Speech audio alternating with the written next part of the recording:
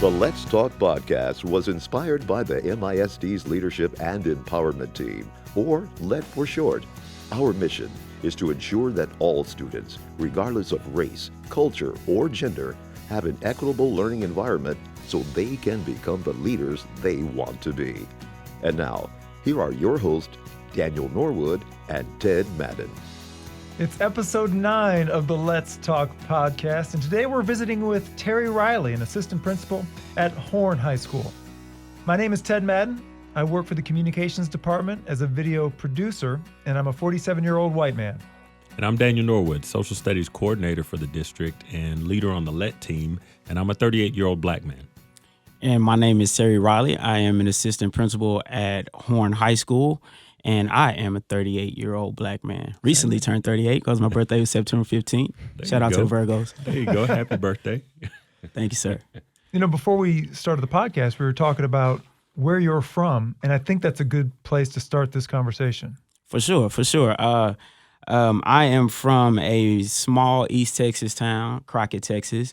My graduating class, as I told him earlier, it was 127 students. So we have a population of about 7,000 people, give or take. Deep East Texas, and we were just talking about how it's still segregated in a lot of areas, and how it's still separated by a train track where people live on one side, like the black people live on one side of the tracks, and then most of the white people live on the other side of the tracks. And it's weird to say because it doesn't feel as racial, but when you look at the demographics, and you look at housing, and you look at job and pay, then that's when you start seeing how those differences can impact more than just being on different sides of the tracks. So that's it. That's Crockett, Texas, man.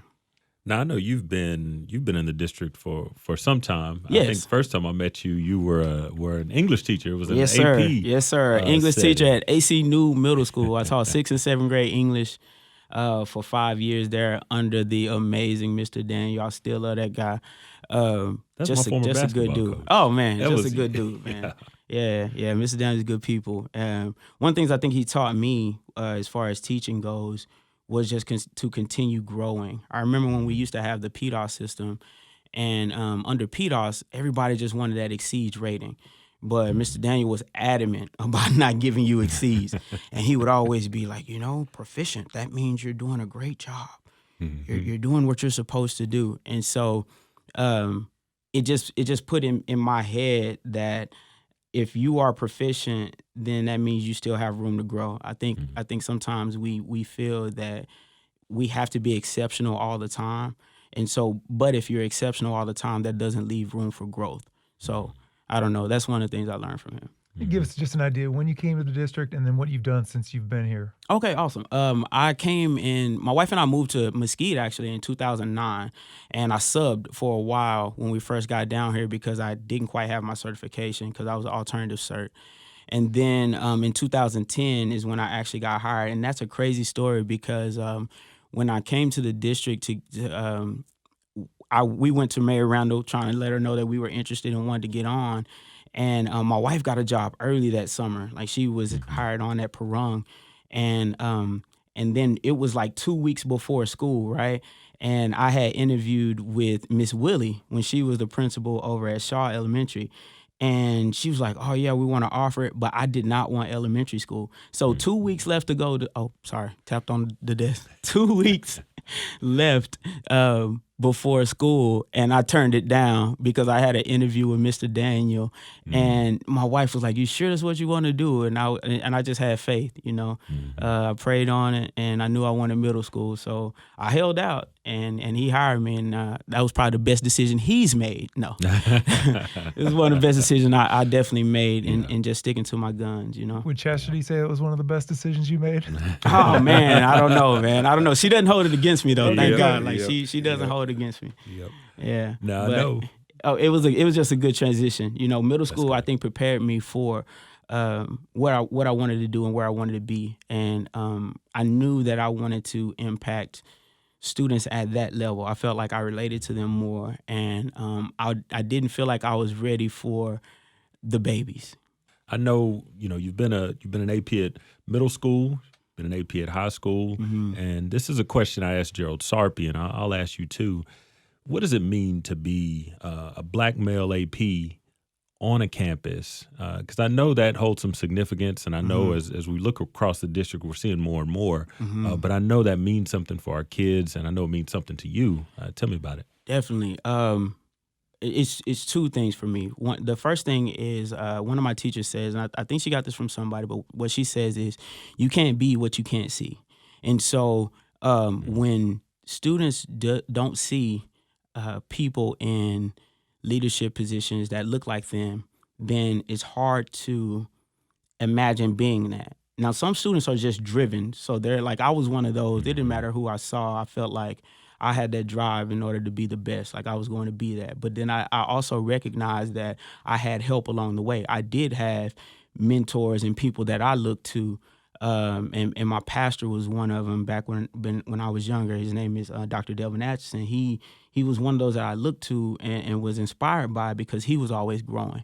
And not only was he growing, but he was always reaching down to help someone. And so in this position, that's what I feel is my job to do, is always to be a resource and just be a servant, to the kids and to the people. The other thing I think about is we tend to look at black men as coaches or teachers, right?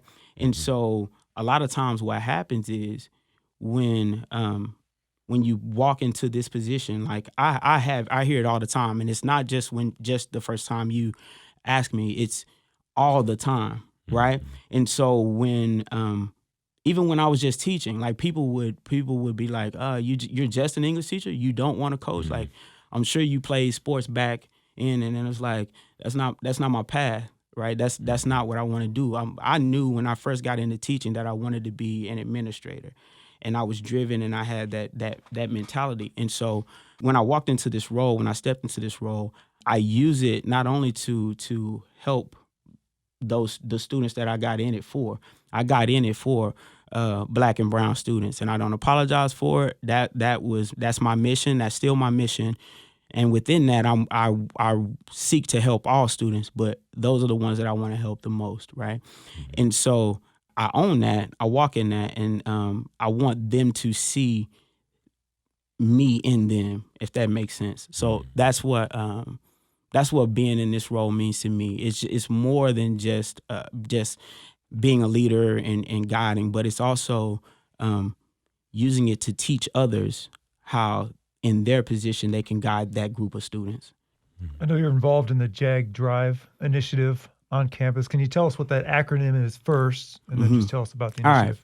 All right, amazing. So the way that it kind of started was when I first got to Horn, our mission was long, right? It incorporated Drive, but it was a mouthful to say, and so we broke it down to Drive, relationships, intentional growth, value, and empowerment.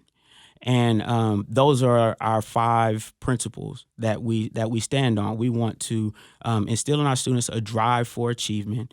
We want to ensure that we value the relationships that are around us: parent relationships, teacher relationships, peer relationships. We want to make sure that we value them, and that also, if that relationship does become contentious at some point, that you repair that, you fix that, you make sure that you go back and you talk to that person to fix that situation. And then intentional growth is being mindful about where we want our students to grow, and in that, it's not just growing with academics and sitting down and making sure that they know the TEKS. It's also intentionally growing them socially and emotionally, making sure that they are in tune with their feelings, and that it's okay to have those feelings, but we want to give you the tools you need to guide you through those feelings. And so that's intentional growth. The next thing is value, and value comes with valuing our experiences, like stepping outside of yourself for a second and truly valuing the different cultures, the diversity that we have on campus, valuing the experiences that our students are going through, and actually kind of giving them a voice to showcase those different experiences. And next thing, and the last, and I feel like the most important, is to empower our students, our teachers, empower our parents, in order to be the best that they can be, right? One of the biggest moments that we had last year was Curtissa Green, one of the teachers on our campus, was able to get GED classes for our Spanish-speaking parents. And that is a level of empowerment, because we don't, I don't think we recognize how not only is there a language barrier in some cases, but there's also a educational barrier in some cases, right? And so by giving those parents their GED, think about the empowerment that they have with being able to help their kids with their work and just feeling accomplished in a sense, you know. So when we think about empower, and when we think about it all, we're trying to focus on the whole child, the whole community, and that's the biggest thing was building a community where we are understanding of each other and the circumstances that we all have come from and our backgrounds, and trying to grow together in a sense. So just to bring it full circle, the JAG Drive. Yes, the Drive is what? Drive is drive, relationships, intentional growth, value, and empower. Full circle. Good stuff. I know from reading lately that, you know, one of the trainings that we've had that came out of part of our LET work was Zaretta Hammond's book on culturally responsive teaching practices. Mm-hmm. And, you know, in that book, she talks about surface culture, the celebrations, the holidays, shallow culture, just some of the ways that we interact, and then deep culture. And I know as you've gone to Horn, that this year especially, I know I've seen visible things that you guys have done to celebrate culture. And I know you guys are looking at, you know, some things that even get into some deep culture too. Yes, sir. So tell us a little bit about what you're doing for culture and like what we've seen this year and like what you guys plan to do. Definitely. I think the biggest thing that we're really trying to do is build that unity, and we want to use culture to build that unity. And I've said this a lot to my teachers, is when we think about true American values, right? Not the values that are given to us. When we think about true American values, America is built on immigrants. America is built on a melting pot of cultures. And so that's what I want our campus to signify, that unity and that melting pot and that bridging of cultures. And so one of the events that we did this year was we had our Culture Day, right? And it was a culmination of a week that we had where we had dress up days, right? And this idea actually came from our new assistant principal that's on our campus. His name is Jerome Berglund. And he was sitting around and he was thinking about different days, dress up days that we can use. And I think even when we threw it out there, it may have felt like so radical that we were kind of nervous about it, right? And so we started, even when we were brainstorming back and forth, kind of putting stipulations around and that. And he was like, no, that's not what I want it to be. And he was just like, let's just say Culture Day. Let's just throw it out there, right? And so we put it out there as Culture Day. And in that, we saw a variety of different cultures that we had on our campus, and people dressed up, and the pictures are amazing, and even now it is our most viewed and most shared event that we've posted on our social media, and it just shows you the power of inclusion. When you include everyone and everyone feels heard and everyone feels a part of something, then they want to share it with others. And we have, to keep going with your question, we still have more events planned and are planning. And I even have to remind myself at times, in full transparency, of trying to be more culturally aware. Like, for instance, right now we're in the middle of Hispanic Heritage, right? And it began with Mexican independence. And a couple of my teachers, they wore their Mexican shirts and things to school, and it still didn't click. And then someone asked, like, why aren't we changing the music? Because we have music in our hallways at Horn. Like, why haven't we changed the music? And so then it clicked, because I work with the music or whatever. And so I started playing more Hispanic songs, Hispanic themed songs around the Spanish speaking songs in the passing periods, right?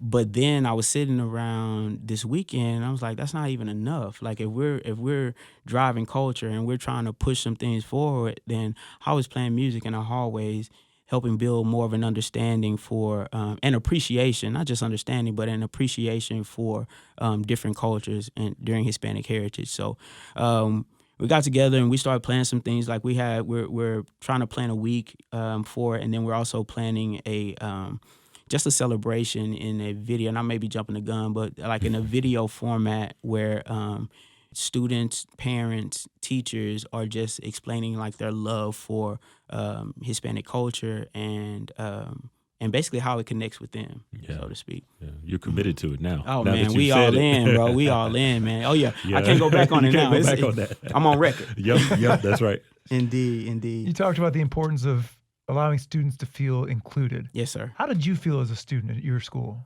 Oh, that's a great question. I was a gifted student, so to quote unquote. So I was W.B. Du Bois calls it the duality, and so I had that. One of the things that I'm reading How to Be an Anti-Racist by Ibram Kendi, and in it he talks about the language of Ebonics, right? And he talks about how it's an actual language. It's a I can't remember the word he used, but it's a derivative of English, just like English was a derivative of Latin. And so he breaks down how these languages morphed into their own, but yet how Ebonics doesn't get the credit that it deserves, or it isn't even considered an actual language. And when I think back to my high school experience, that's what I think about. I think about having to, nowadays the term is like code switch. We call it code switching. And so in my GT classes, it was just me and one other student. I don't even know if he'll hear this, but his name is Ralston Marshall. That's my guy. He's actually a warden now. Like, he's doing really well for himself. But it was always me and him. We were, and then there were 2 black young ladies. So it was 4 of us total. 3 black young ladies. So it was 5 of us total in our GT programs.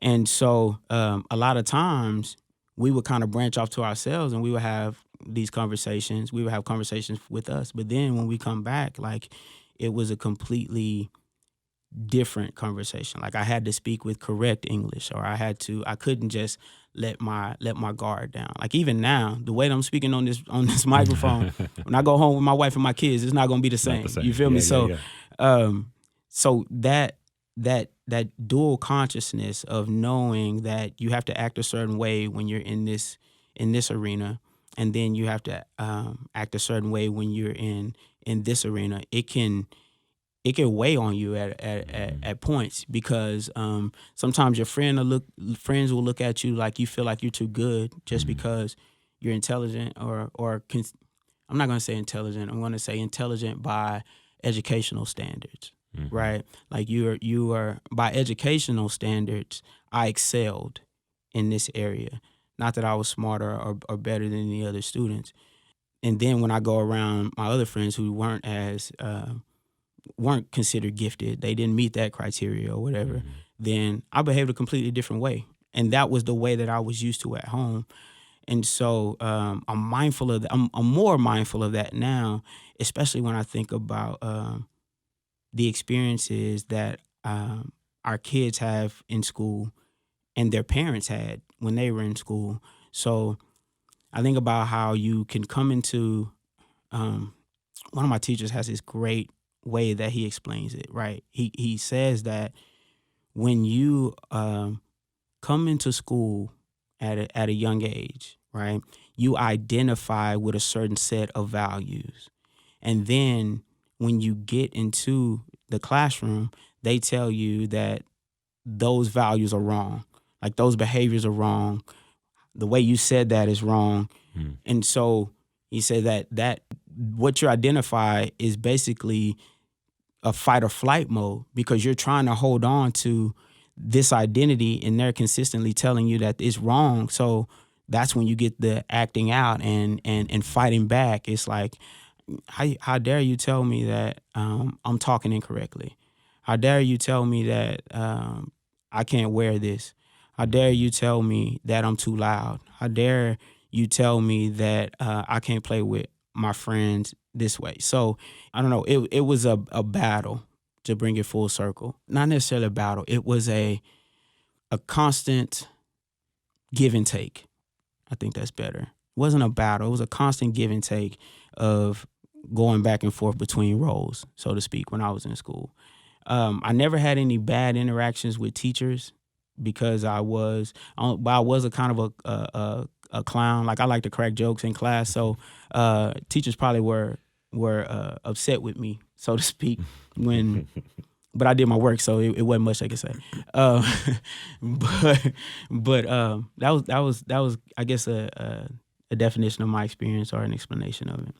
I'm glad you bring that up, because I know in the work that we're trying to do as a LET team and reading books like So You Want to Talk About Race or Culturally Responsive Teaching Practices in the Brain, those are two books that bring up that very topic of the duality, the things that our students bring and how they're valued and affirmed at an early age. I know as an assistant principal, like what you've done the last few years in the campuses that you've been at, everyone will say, when you say Terry Riley, they'll say, man, he's got a lot of energy and passion. And so what are those things, I guess, and we probably touched on a few of them, that you would tell teachers today to make kids feel more valued and affirmed in the classroom for who they are? The first thing I would say is listen. The reason why I felt I was so successful as a teacher and in this role that I am now is I listen to students. I feel like I relate to them because I listen to them. And then also I would say don't judge. Like if you listen and listen openly, and the other thing is be relevant. What I mean by be relevant is you'll have to get out of your comfort zone in some cases in order to be relevant with the kids that I have, right? Or that we have, not that I have, we have. Lourdes Ordonez, she's one of our assistant principals at Horn High School. And I'm shouting out all my people because I got good people around me, bro. I got good people around me. It's not me. Lourdes sent me a video of a pastor, right? And she was talking about going on a trip to Cancun or going on a trip to Mexico. And when she went on the trip, she was asked, do you speak Spanish? And she said, poquito, right? And they told her, well, while you're here, you speak your broken Spanish, because while you're speaking your broken Spanish, sooner or later, by being around people that are fluent at this, you are going to become fluent, right? So that resonates with me in so many different areas. But where it will resonate with me in this teaching aspect is when you're around your students, right, and you're trying to connect with them, and it may be the music they listen to, it may be the food they eat, it may be the movies they watch or the books they read or whatever it is, and you may not be fluent in that language, right? You may not be fluent in what it is that they love, but if you keep speaking your broken, right, sooner or later, you're going to understand them. So if you keep trying and you keep, hey, what are you listening to? Oh, I like that rapper. I don't know about that one. Or, hey, give me a Spanish song. Oh, I don't quite understand that one. Can you break it down for me? Can you tell me what this actually means in English? Showing an interest in other people's interest and a genuine interest helps build those quality relationships. And if you can establish quality relationships with kids, then you got them, man. Like there's no, you can work through any differences when you have a good relationship. It's funny you bring that up. I think about my kids into a video game that I don't care at all about. But one of our friends, mentioned, their kids in the same video. Just if you listen, they just know that they can talk to you. Mm-hmm. Mhm. If you shut them down, then when it's something much more significant than a video game, they may not talk to you about it. Yeah, that's Now, right. my son talks about Fortnite all the time, That's what it is. and I do not Fortnite. like to listen, but I will, Yes. right? That's it. And he loves talking about it. So we're Yeah, that game is so complex. Oh, There's man. so many layers. so many, and he wants to tell me about every last one of them. Yep. Yep. So- Mine too. All right. Well, this was a really good conversation. Thank you. Definitely. I Thank you. appreciate it very much. Can I ask some questions for you in Mhm. doing this podcast? What do you think is the biggest thing that you've learned from the discussions? What did we talk about with the books? The mirrors and windows. The mirrors and This has given me the windows, opportunity to look through more windows. You can sympathize and you can try to empathize, but unless you're in that person's shoes, you don't know. Mm-hmm. Mhm. You can't. Mhm. Mm-hmm. And so, but you can try. And so this is just another way to continue trying Yeah. and just to continue to make that a daily effort. Are you Yeah. having conversations outside of here? Some, Some. yeah. Mhm. And that's what I would encourage everyone to do is outside of like the formal settings, when you're more informal and you're around family or you're around friends, those are when those conversations are the most important because people will listen to a podcast, but people are going to listen closer to someone they respect, someone that they love, someone that has had similar experiences that they've had. And the other thing that I would encourage people before we get off is to read a book. I'll leave with this will be my last story. I know I've told a lot of them, but That's all right. and I don't think he'll mind me saying this. Mr. Perkins, when we were in the middle of the pandemic, right, when George Floyd first happened, Mhm. it was a conversation that I was behind. Like he was having it with someone else, and I was on the other side of the door, and in it he was like, well, if I say something, then I may say the wrong thing, and I don't want that to happen. But if I don't say something, then people will feel like I'm a racist and that I don't care. Like I've been in this business for 18 years and I love these students. Like, why would they think that, right? So that's when I walked in, and I told him, I said, look, I know that I'm not a part of this conversation, but I feel I need to be, right? And so we went through, and I was telling them, like, you got to you have to give people credit, and you're going to say the wrong thing sometimes. Just kind of giving them some encouragement to make a statement, right? And then through the course of the summer, some parents and some students and some teachers, he had conversations with several different people, and some people offered him up some reading material, right? Fast forward to the week before school, we had a sit down with some of our students. We called it the round table talk, right? Where Perkins was talking to students about opening school back up. Well, one of the students brought up social justice, and in the spring, he was super nervous about saying the wrong thing and about looking like a racist, so to speak, right?